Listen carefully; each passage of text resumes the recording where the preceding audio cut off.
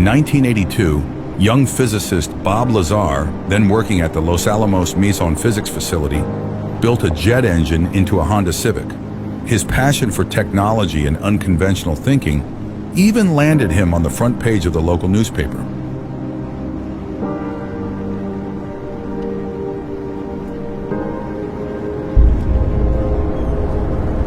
This remarkable technical achievement and his unique approach to thinking were why he received a special job offer a few years later. He was invited to work on a top-secret project in a secret facility, the name of which might never have become public without him, Area 51.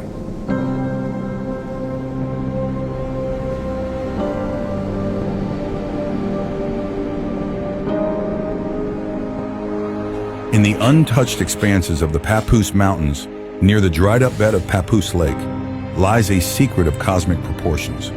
Here, deep in the rock of the mountains, is a facility known only as S4. The facility, then operated by the Department of Naval Intelligence, is several kilometers south of the infamous Area 51. 9 hangar doors, perfectly integrated into the natural environment, are embedded in the mountain. They are so cleverly camouflaged that they make the facility virtually invisible.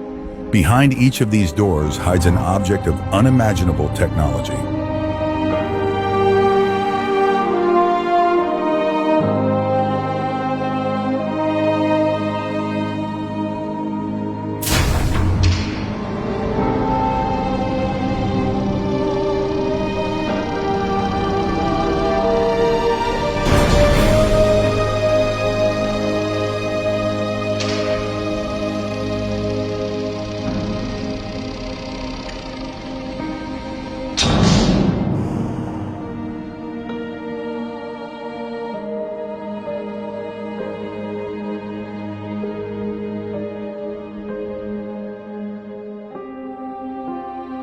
Behind the first was the UFO that Bob Lazar worked on. Due to its sleek appearance, he named it Sport Model. His task was to understand the alien technology and possibly reverse engineer it. The reverse engineering program was named Project Galileo. The Sport Model was a classic flying saucer, powered by an antimatter engine that allowed it to bend gravity. The ship had no landing gear, but simply rested on its flat bottom when not in the air. This was just one of nearly a dozen alien flying saucers that the Air Force and the Department of Naval Intelligence were experimenting with. For his work, Lazar received a security clearance named Majestic. This clearance was so top secret that he couldn't even discuss it with his wife. The Sport Model was completely monochrome, both inside and out, with no right angles or seams.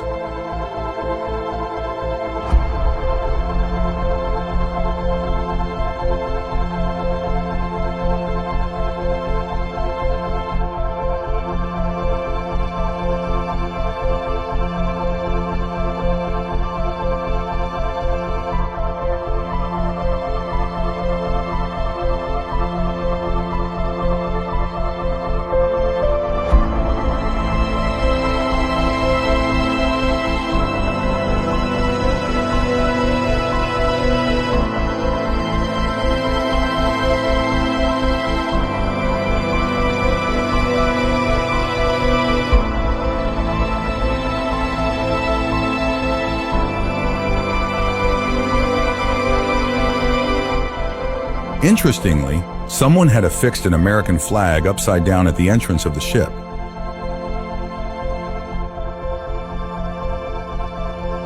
In the middle was the reactor itself, surrounded by 3 seats, all facing in one direction.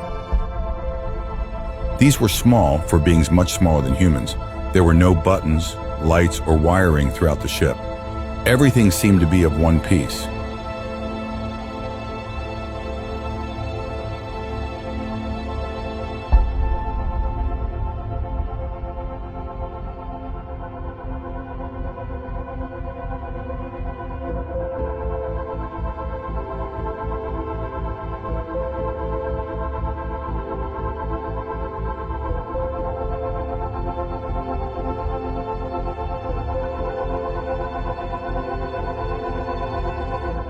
Beneath the main compartment of the UFO, accessible through a small hatch, were the so-called gravity emitters, an integral part of the UFO's propulsion system.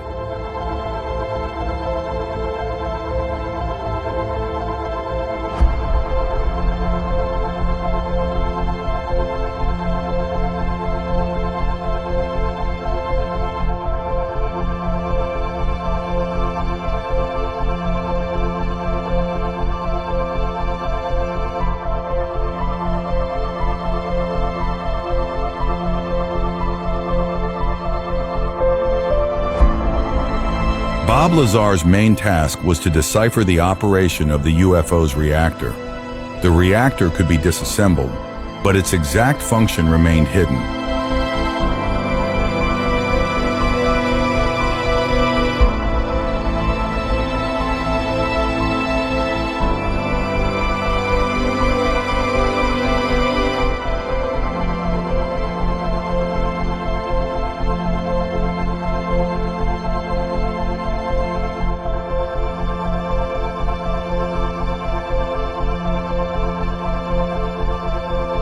To better understand the function, a plasma cutter was later used to remove one of the amplifiers and emitters.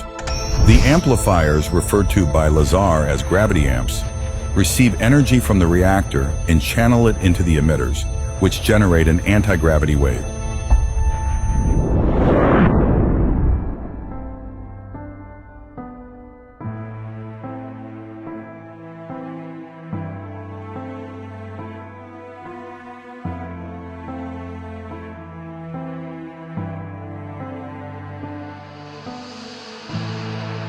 The beings that piloted the ship are known as the gray aliens. They originate from the star system Zeta Reticuli. This humanoid species is often described as small and gray-skinned, with a larger head compared to humans and large almond-shaped, deep black eyes.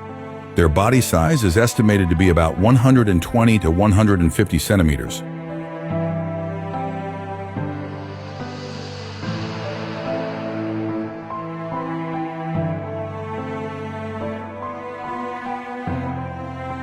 During his work, they managed to make one of the arches transparent, like a window to the outside. Briefly, strange symbols were visible, almost like hieroglyphs.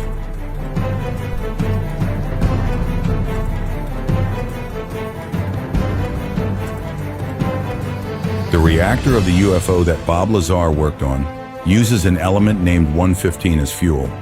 Interestingly, he spoke about this element as early as the late 1980s.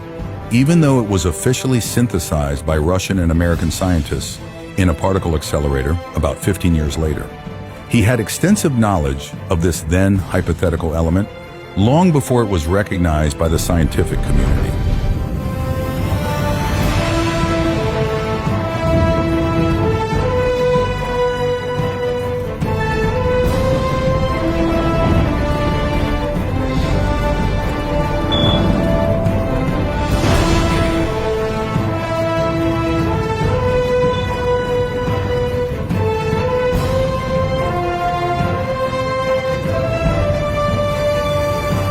The ship that Bob Lazar worked on was an archaeological find, a relic from another time and another world. In the next hangar stood an identical model, more than just a piece of history. It was flight capable. This second ship came from the Kingman crash, a lesser known but no less significant UFO incident. The scientists who worked with these incredible machines had somehow managed to get the Kingman ship to fly.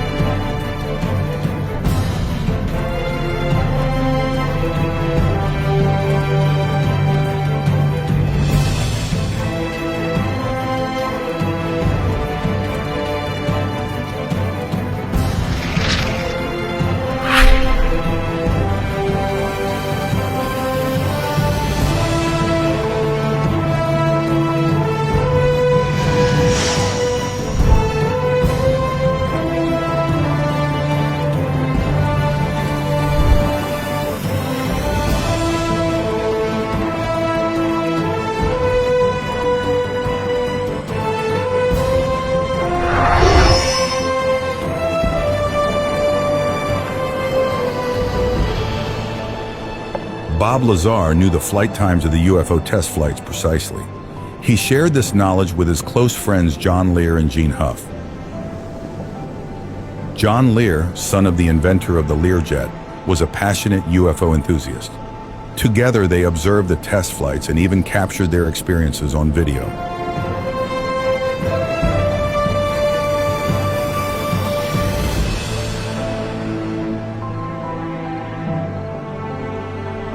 However, Lazar had an even more important person he wanted to convince: his wife.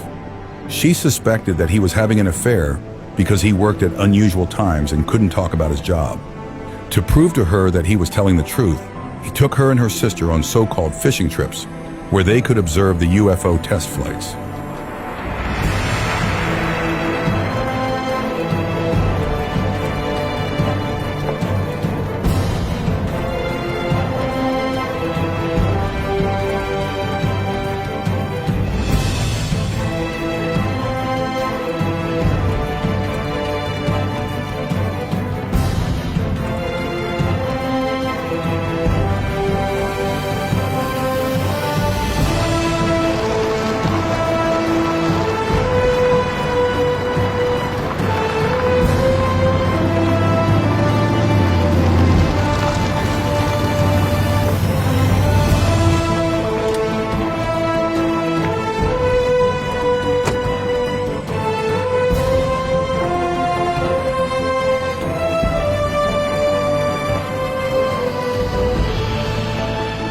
In the darkness of the desert, on the way to their third trip, Lazar and his friends were discovered by the watchful eyes of the government.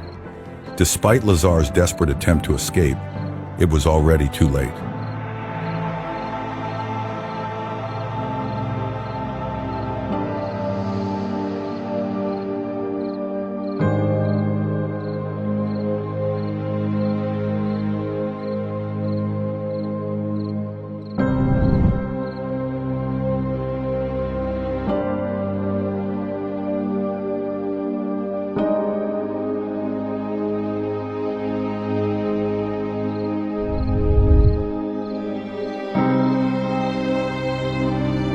The shadows of the military had uncovered his betrayal. The next day, as Lazar unsuspectingly went to work, he was pulled into an intense interrogation. The cold walls of the interrogation room echoed with the unanswered questions that were fired at him. The government, once his employer, became his inquisitor, and Lazar felt the icy claw of fear close around his heart. He was heavily intimidated, and they made him fear for his life. But amidst the darkness, he saw a way out: the truth. And so he decided to go public, to reveal his secret and perhaps save his life.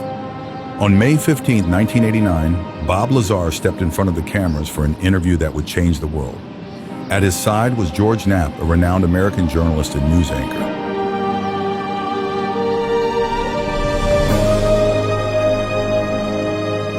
In this historic moment, Lazar revealed his incredible claims about his work on alien spacecraft in the S4 facility near Area 51. This interview catapulted Lazar into the public eye and made him the original whistleblower. Well, there's several, actually 9 flying saucers, flying discs that are out there of extraterrestrial origin.